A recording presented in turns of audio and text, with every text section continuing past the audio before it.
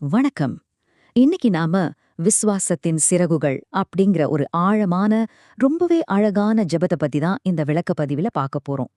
ஒரு விஷயத்த ரொம்ப தெளிவாவும், அமைதியாவும் புரிஞ்சுக்கணும் அப்படிங்கிறது தான் இந்த அலசலோட முக்கிய நோக்கமே.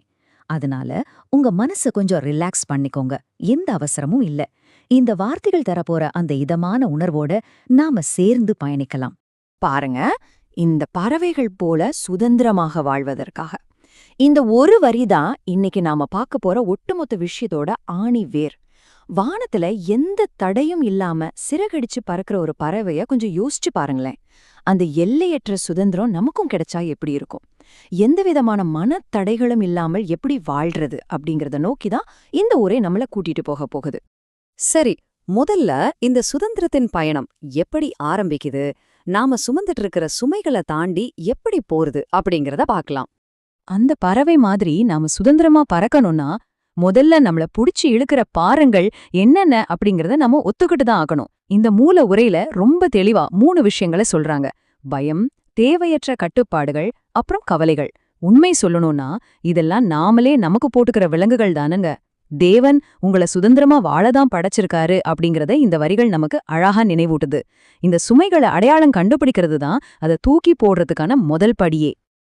அடுத்த கட்டமா இந்த பயத்தை எப்படி நீக்கிறது, நம்மளோட கவலையை எப்படி ஒரு ஆழமான அமைதியா மாற்றுவது அப்படிங்கறத பாப்போம்.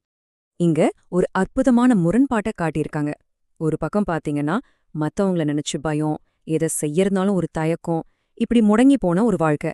ஆனா இன்னொரு பக்கம் அந்த எல்லா பயங்களும் நீங்கி மனசுல ஒரு பெரிய துணிவும் அமைதியும் நிறைஞ்ச ஒரு புதிய வாழ்க்கை.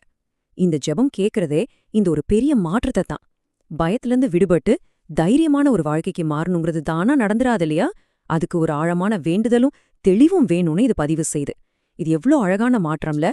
இப்போ தனிப்பட்ட பயங்கள்ல இருந்து கொஞ்சம் வெளிய வந்து தேவன் உங்களோடு இருக்கிறார் அப்படிங்கிற ஒரு தெய்வீக துணைய பத்தி இந்த உரை என்ன சொல்லுதுன்னு பாப்போம்.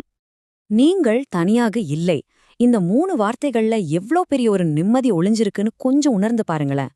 நம்ம தனியா போராடல, நம்மள பாதுகாக்கிற ஒரு பெரிய சக்தி நம்ம கூடவே இருக்கு அப்படிங்கிற இந்த புரிதல் தான் இந்த தியானத்தோட ஒரு மிகப்பெரிய துருப்பு முனையே. இது நம்ம மனசுல இருக்கிற தேவையில்லாத குப்பைகளை எல்லாம் நீக்கி ஒரு பெரிய ஆசுவாசத்தை கொடுக்குது. ஒரு நிமிஷம் பொறுமையா மூச்சை உள்ளிழுத்து வெளியிடுங்க. இந்த உலகத்துல நீங்க தனியா விடப்படல அப்படிங்கிற உண்மைய முழுசா நம்புங்க. வெறுமனே நீங்க தனியா இல்லன்னு மட்டும் இதை சொல்லிட்டு போகல. தேவன் உங்களோடு இருக்காரு, உங்கள ஒவ்வொரு நொடியும் பாதுகாக்கிறாரு, உங்க பாதைய அவர்தான் வழி நடத்துறாரு அப்படின்னு ரொம்ப உறுதியா சொல்லுது. ஒரு தெய்வீக துணை எப்பவுமே நமக்கு இருக்குங்கிற அந்த நம்பிக்கை, அதுதாங்க நம்ம உண்மையான தைரியத்துக்கான அடித்தளமே. அடுத்து இந்த விளக்கத்தோட மிக முக்கியமான கட்டத்துக்கு வந்துட்டோம். அதாவது சுதந்திரத்தின் ஆசிர்வாதம், நம்ம கட்டுகளை உடைத்தல். இந்த வரிகளை கேளுங்க. எங்களை கட்டிப்போட்ட எல்லா விஷயங்களும் விலகட்டும், நாங்கள் நிம்மதியாக சுவாசிக்கட்டும். ஆரம்பத்துல பார்த்தோமே அந்த பறவை, அதோட சுதந்திரத்துக்கு இப்ப நாம திரும்ப வரோம். இது ஏதோ சாதாரண விடுதலை இல்லைங்க.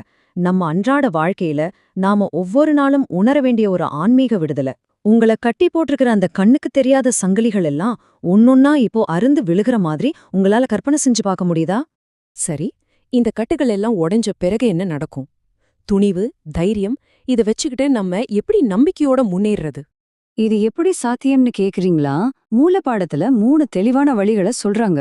1, நம்ம பயத்தை அப்படியே பின்னாடி தூக்கி போட்டுறணும். 2, அந்த பயம் இருந்த இடத்துல புதிய நம்பிக்கையை வளர்க்கணும். 3, நாம எடுக்கிற ஒவ்வொரு முடிவுலையும் தேவன் நம்ம கூடவே இருக்காருன்னு உணர்ந்து அவரை வழி நடத்த அனுமதிக்கணும். சும்மா அமைதியா இருக்கிறது மட்டும் இந்த ஜெபத்தோட நோக்கம் இல்ல. அந்த அமைதியிலிருந்து பிறக்கிற துணிவை வச்சுக்கிட்டு முன்னுக்கு வர்றதுதான் இதோட இறுதி இலக்கே. முடங்கி கிடக்கிற நிலைமைய மாத்தி ஒரு பெரிய உத்வேகத்தை இதை நமக்கு கொடுக்குது பாருங்க. இப்போ நாம இந்த அற்புதமான தியானத்தோட இறுதி பகுதிக்கு வந்துட்டோம். அதாவது நிறைவு ஆசிர்வாதம் மற்றும் அமைதியின் இறுதி ஆசிர்வாதம். இங்க இந்த உரை உங்ககிட்ட நேரடியா ஒரு கேள்விய வைக்குது. இன்னைக்கு நீங்க எந்த பயமும் இல்லாம தைரியமா முன்னெடுத்து வைப்பீர்களா? இவ்ளோ நேரம் நாம பார்த்து தியானிச்சு அந்த தைரியத்தை உங்க நிஜ வாழ்க்கையில நீங்க செயல்படுத்துவீங்களா அப்படிங்கறதான் விஷயம்.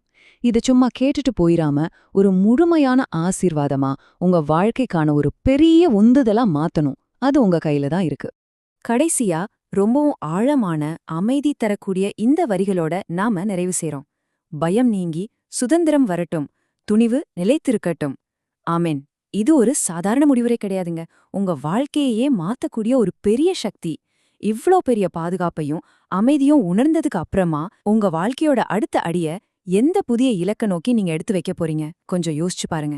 இந்த ஆழமான கேள்வியோட இன்னிக்கான விளக்கத்தை நாம முடிச்சுக்கலாம். அந்த சுதந்திர பறவையோட பயணம் உங்க வாழ்க்கையிலும் உறுதியா தொடரட்டும்.